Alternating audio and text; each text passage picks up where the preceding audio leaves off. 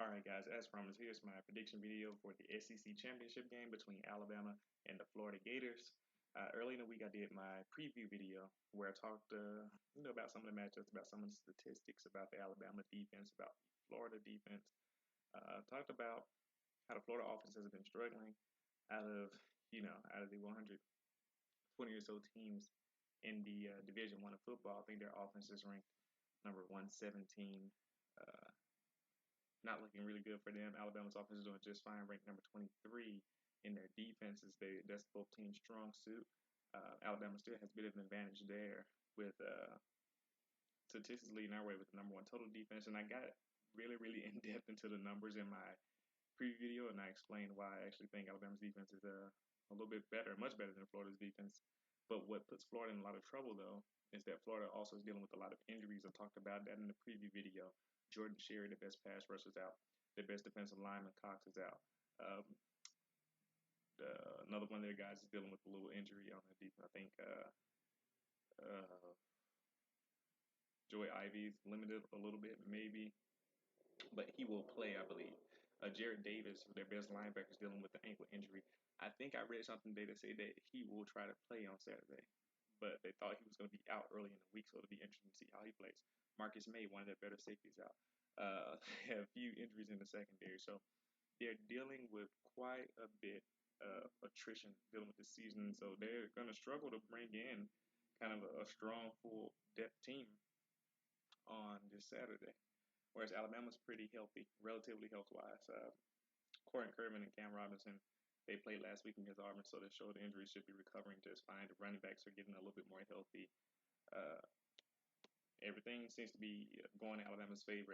Injury report is definitely an advantage for Alabama, as well as offense, as I said before.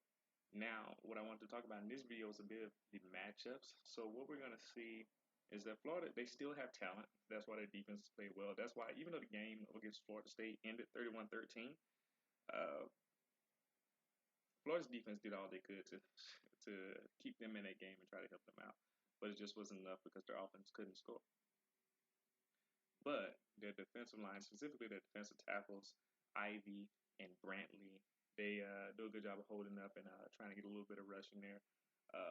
They have two of the best cornerbacks in the nation. Media has really been giving them a lot of attention, highlighting their play. We'll see how they do. Everyone knows Jalen Tabor, but not a lot of people are talking about Quincy Wilson, who will most likely be lined up on Calvin Ridley, and Tabor will be against Stewart. Really hasn't been much of a factor in the Alabama offense this season, even though he has caught some passes. He just hasn't been much of a deep threat, whereas Ardarius has been more of the playmaker.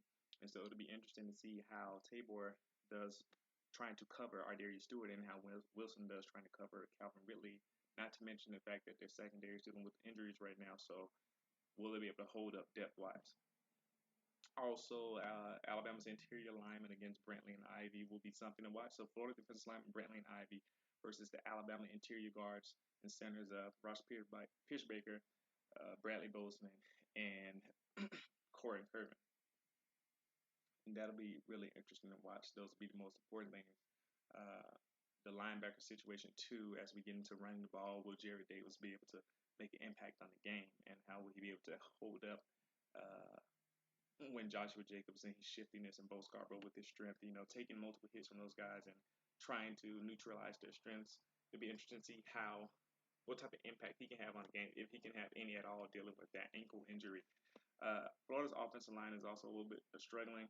Their offensive line, even guys like Martez Ivy, their guards, he's limited right now with a little injury. And they haven't been that great all season. And so Florida's offensive line against Alabama's defensive line has the potential to be scary for Florida. They cannot protect their quarterback. They severely diminishes their chances to win this game or to even make it competitive even. And on offense, their biggest threat, they try to run the ball, and their best receiver is Antonio Callaway, so they'll try to get a deep threat with him. But protecting Appleby and trying to set him up to get those shots to Callaway, that'll be a determining factor in how their offense does at all on Saturday.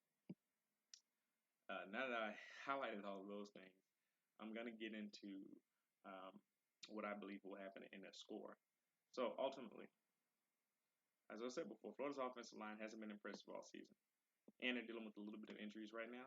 Alabama's defensive line is the best in the nation, not far behind in terms of total sacks. They've been pressuring quarterbacks all season long. Austin Appleby is in for a rough day tomorrow, and he won't be able to have much success. The pass rush will be in his face and will cause a lot of trouble for him, as well as they won't be able to run the ball with Alabama having the number one rush defense in the nation. So Florida's offense will be neutralized tomorrow. Uh, Antonio Callaway will not be able to break free. Also, Florida's defense, uh, due to all the attrition and the injuries, they'll be able to play well, hold up solid play, kind of like they did last year in the SEC championship game. But ultimately, they will not be able to stop this Alabama uh, offense. I believe that when I look at their defense ranking, they're ranked number 31. They're giving about 150 yards rushing per game, which is uh, not is not horrible, but is not good enough to stop Alabama. I believe in the running game, and I believe Alabama will be able to establish the run. Alabama's offensive line will win the line of scrimmage against the Florida defensive line, and we will be able to run the ball and get consistent yards when we need it.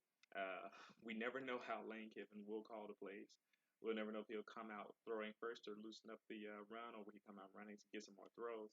But either way, Alabama's offensive line will win the line of scrimmage, and we will eventually start clicking on offense and score points. I believe this game will come down to basically Alabama. I'll say about 31 with the potential to get more, 31 points. Florida will not score on offense, but with the way that we've been turning the ball over a little bit with fumbles here and maybe an ill-advised throw from Jalen Hurts there, they might get in position to, get more than one scoring opportunity, kind of like what happened with Auburn. I'll say Florida gets 2 field goals. Alabama 31, Florida 6. I believe that will be the game. Florida will not threaten Alabama. I believe Alabama's too healthy, too good right now, and Florida's just too injured. If it had been more healthy, had more consistent offense, a better offensive line, they could have made this game more competitive. But where they are right now, Florida cannot compete with Alabama. 31-6 Alabama, and see you tomorrow. Let me know what you think. Let me know if you got any more X factors in the game that you think would be important to highlight matchups to watch. Thanks.